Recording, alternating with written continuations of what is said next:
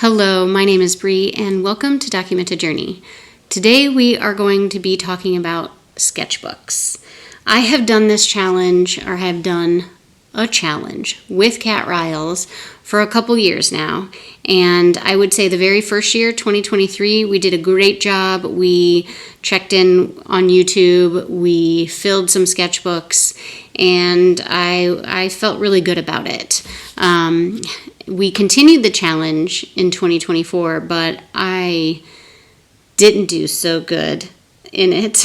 And then we reconvened and decided that we were going to try again in 2025. You know, a challenge is just a challenge. Sometimes we finish, sometimes we don't. I mean, when I think of challenges, I think of Birdtober, which is going on right now. I think of Inktober. There are times where I start it and I finish it. I think of Create December. That's a challenge I host on Instagram.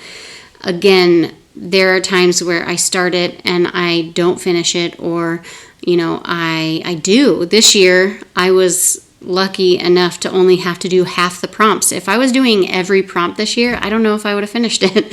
So a challenge is just that. It is a way to entice you to do what the challenge is asking. In this case, this challenge is asking you to fill up your sketchbooks, because I know you don't just have this. I know you have others that you haven't touched yet that need to be filled as well, as do I. So that's what I want to talk about. I can obviously go through all these sketchbooks and talk about what I use them for and where I got them and what they are, and that is perfectly fine. But if you are just here to hear about the challenge, let's go over that first. I would like to be able to, one, post more on YouTube. That's something that I've been struggling with in 2024. So as for 2025, the challenge for me for talking about this sketchbook challenge is to obviously get into my sketchbook. But then it's also to be held accountable to post more on YouTube. I have made this spread. I started this sketchbook in September of 2023. It is January 2025. But I made this spread just reminding myself that I need to get in here to practice. No matter how well or bad I do, it's all about growth, right? So that's the whole point of these sketchbooks. It's not about making great art. It's about figuring things out and learning along the way. And at that point, maybe I do make some great art and I make it into a postcard. Okay? By the way, these two postcards, this one and this one, these are the free giveaway, free prints, 4x6 little prints that I send out in my orders for January. So if these interest you and you really like them, this is something that you would be getting in your package for free.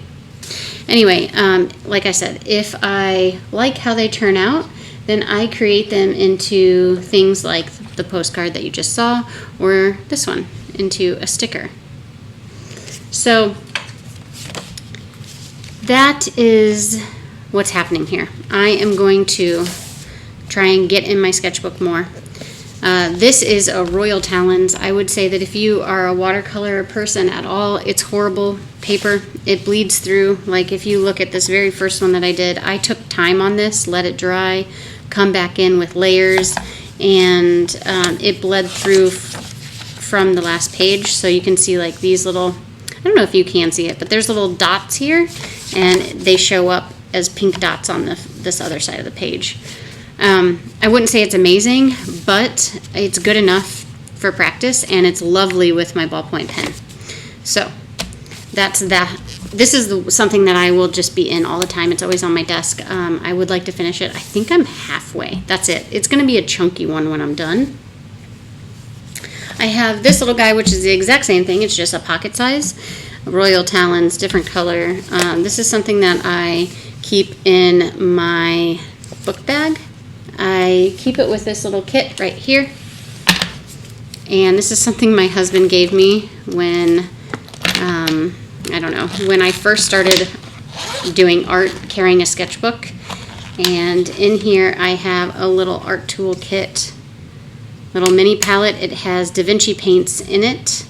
Love that thing. So I was gifted actually the paints in here. It was so kind. I have a water brush in medium. I have a Uni Jetstream. I really like to write with this type of pen, and this one actually has a pencil on it, so it's beneficial in two ways. A towel, obviously, for the water brush. A teeny tiny eraser. My son gave me this. He was sick of it being so small, so he took the big one I had, and I gave him. I switched them. This is this green. It is a rollerball, except for it takes fountain pen ink. My hands are relatively small, so this works for me, but I can see how this little pocket pen is annoying for some. And then my Bolograph ballpoint pen. Love this thing. This is the color khaki. It looks olive green. I'm obsessed. I would just have that if I couldn't have anything else. And then this is my kit for on the go, and I just take this with me. I do ballpoint pen sketches and everything. I just fill this thing up. Tape in some pressed flowers, whatever. So that is this one, along with that kit. These two. This one is a Rebound book, I guess. This book I got from a free library, and when I opened it up, they had like cut in a secret thing. You know how you can have like a secret book with a secret hideout? That's what this book was. So I ripped off the hardcover, and I ripped off the cover that came with this notebook, which was, it's an etcher cover, so it's like that white canvas outside, and I absolutely can't stand the feeling of it on my fingertips. And so I went ahead and rebound it on here. This is kind of like a precious notebook. I haven't actually used it since 2023, not once. So I want to utilize this. Yeah, I want to fill it up and try not to be so precious with it. And then this one is a hand bound. I bound this one with Strathmore mixed media paper. Strathmore mixed media paper is like the perfect paper for me, because I don't think of it as precious, but yet I can get some really nice illustrations from it. This one in particular is just the Create December sketches that I've done so far. If you haven't seen that video, I have a specific recipe for creating these illustrations, and that I'd like to continue. It's a really fun art practice that I'd like to keep separate. I also love the fact that these are just black and white. So this notebook or the sketchbook is just going to be for those. I use a tarot deck. That's something that is involved in this, and so I'm not going to change this book in any way. It's just going to be filled with the black and white sketches and the type of work that I'm doing throughout with the tarot. So I really like that. However, it's not going to be something that I really play too much in, but yet I am playing in a way with composition. So I feel like a lot of my sketchbooks are stylized in a way, whereas if I look at my old ones, these are two of my favorites. They're not. I had two going at the same exact time. They're both Stillman and Burn. This one is an Epsilon series, and this one is a Zeta series. So this has a thicker paper that can hold watercolor better. This is more drawing paper. I absolutely love what happened to this book after I filled it up and used it. It's so flimsy and floppy, whereas this is still soft cover, but it's almost like an in-between, which I like as well. So I like stickers too, but let's just put one on top of the other. This one is more like a play sketchbook, right? I just tried stuff in here. I do think that because I was running my sketchbook club at the time, I played a lot more than maybe I do now.